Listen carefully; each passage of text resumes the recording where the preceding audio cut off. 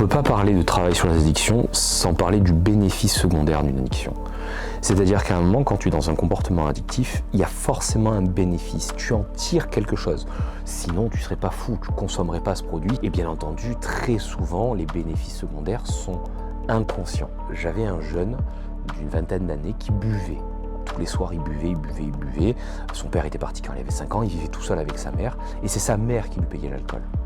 Parce que sa mère avait tellement peur qu'il n'aille pas bien, avait tellement peur qu'il s'effondre, qu'elle préférait encore lui payer l'alcool plutôt que de le voir partir, faire n'importe quoi, etc.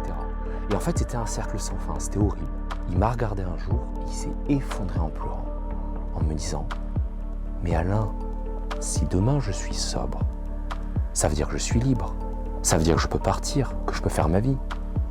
Si je fais ma vie, il reste quoi pour ma mère? Il n'y a plus personne pour elle. » Et en fait, ce qui était dingue, c'est que son addiction lui permettait de rester avec sa mère. Ça comblait le vide de sa mère. Et sa mère, inconsciemment, l'entretenait. Et là, c'est un bénéfice secondaire de fou, c'est-à-dire qu'il sert tout le système. Et il a fallu qu'on travaille véritablement ensemble là-dessus, sur comment il accepte de prendre sa vie d'homme et comment, en fait, le vide relationnel de sa mère est de sa responsabilité à elle, en fait.